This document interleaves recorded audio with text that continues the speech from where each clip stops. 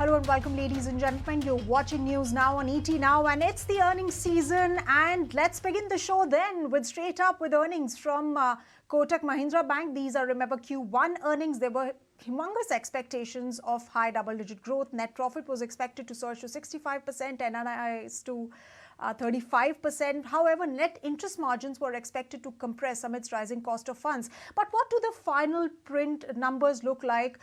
For that and more, let's go across now to my colleague Harsh, who's standing by. Harsh, what's your sense of the final numbers that have come out, matching Street's expectations?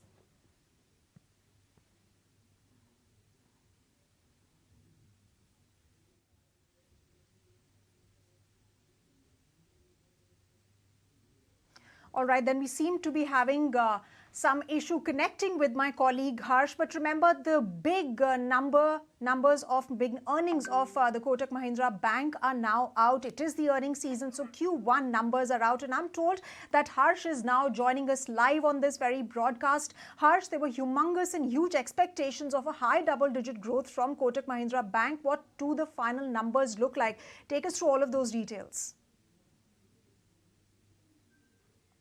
So, let me quickly take you through the numbers itself. NII has come in at 6,234 crore, largely in line with what we were expecting here. Operating profit, though, has come in much stronger than expected. It's come in at 4,950 crore versus the 4,500 crore number that we were penciling in. So operating profit is extremely strong, but provisions number has come in higher than expected. The provisions number has come in around the 365 crore mark. We were expecting that number to be around the 200 crore mark. So slightly on the higher side, that provisions number off a low base, of course. So when I'm looking at the number in Q4 FY23, Kotak had delivered a substantial beat. 150 crore was the number in Q4. Let's also look at profit after tax. That's come in at 3,450 odd crore, which is a solid growth with regard to the year-on-year growth. It's 67% higher, sequentially largely flat.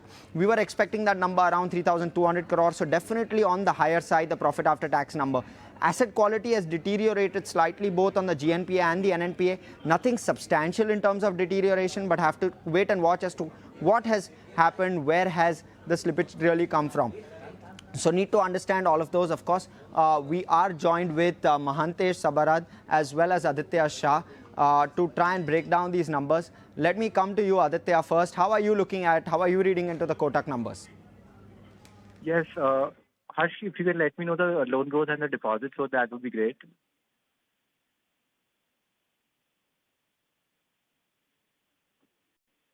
Hello.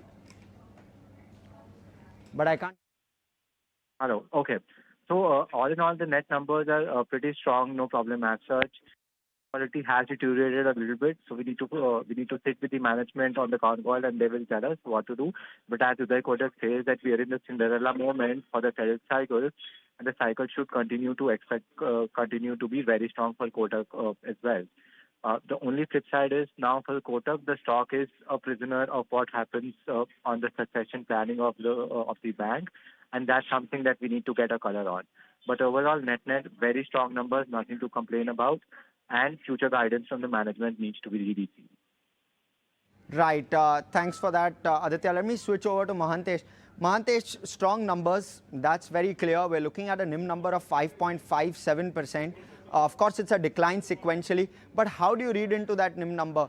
Some amount of pressure starting to appear on that. Do you expect it to start declining going forward? See, the NIM number has come in strong. If you remember, the commentary we used to give about 6 months back was there was an anticipation of the NIM getting compressed because the deposit rates were catching up. Lending rates had already moved up. But we find that most of the banks now, even including Kotak, has not shown any market reduction in the NIM margin. So that's good part about the results.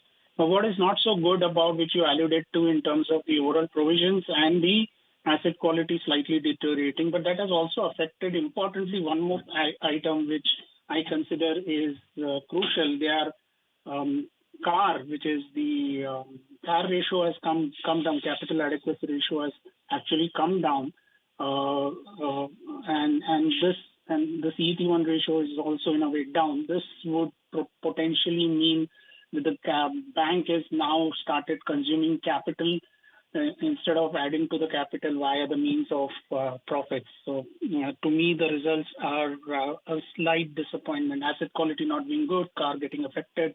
NIMs may be the good portion of the result, but that doesn't suffice. Right, and Mahantesh, if I can stick with you, even in terms of the loan growth, it's 19%, right?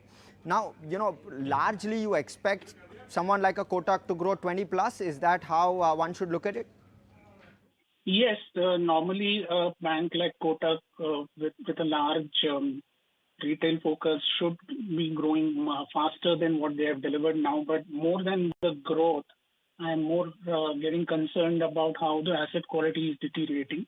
And you should also remember in the profits, there is an element of 240 crore trading gain that has been made compared to a loss in the last year's previous quarter and virtually nothing in the case of quarter four. So that has propped up the profits. Right, Mahantesh. Let me switch it over to Aditya. Aditya, what's your take on the couple of crucial factors that Kotak needs to cover itself for? It's growing its unsecured fairly quickly. Now, unsecured is roughly at 10.7, if I've read the release correctly. It's at 10.7% of advances. So, do you think that some amount of pressure from unsecured is coming through on asset quality? And how should one look at the growth number for Kotak? Yeah. So, look, on the unsecured side of it, the cycle has really turned. And I don't think that that's a problem. You will see very high growth not only for Kotak, but across lenders, barring one or two. So I don't think that's really a problem. What we need to understand is that we are coming out of a phase where the slippages were very, very low and the relative slippage has increased. Not only for Kotak, but if you look at HDFC Bank, you look at Federal Bank, the slippages have really increased across banks because the base is really, really low. So I don't think that that's a real problem as such for Kotak. The loan growth at 19%, I think that could have been better.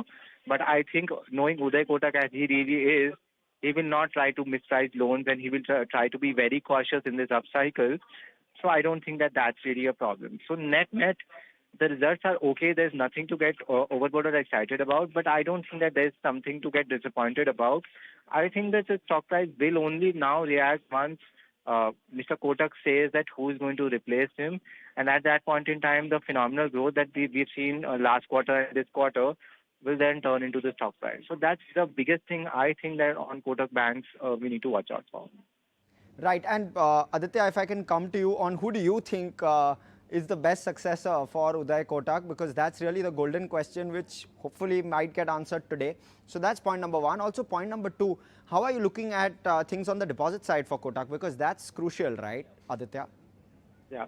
So point number one is in all my years of tracking, I think that there's a superb team around Uday Kotak that has been built. And in my opinion, somebody from that team will take over from Uday Kotak. And Uday Kotak being the non-executive chairman on the non-executive director on the board.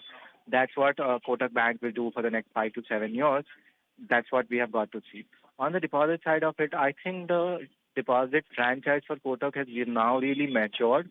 And the cost of funds is now in line with what ICICI and HDFC Bank are really doing. So where HDFC Bank was 5 years ago or 10 years ago, Kotak Bank is there now. And slowly and steadily, the franchise will continue to keep ramping up. As I again repeat, the stock has seen a lot of derating over the last 2 to 3 years. And that derating will get over at a certain point in time. And we will move on from here. So net, deposit franchise is ramping up. The succession planning needs to be discussed, and the bank needs to come out with a plan, and that's how the bank will move forward.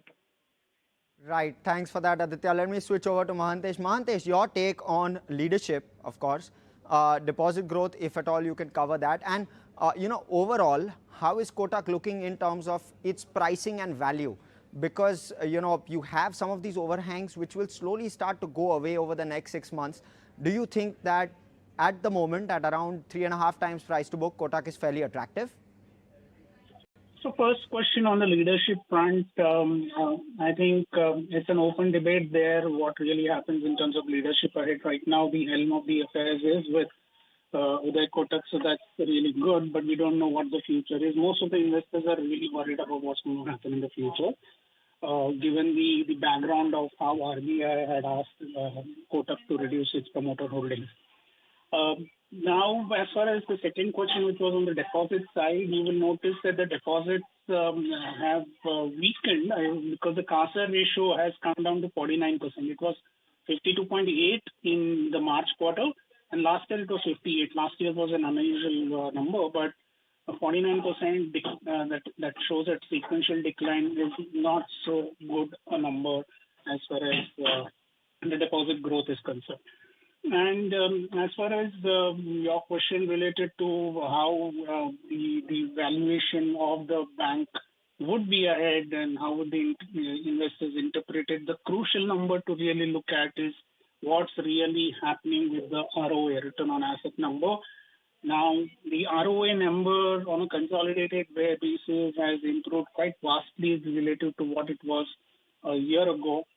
But there remains a worry in terms of what's likely to happen from a sequential basis ahead, especially when with a situation where your deposits are actually not growing so large, and you also mentioned about unsecured portion of the lending going up.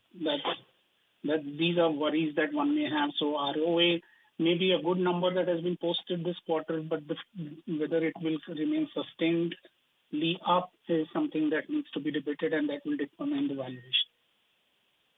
Right. Thank you so much, gentlemen.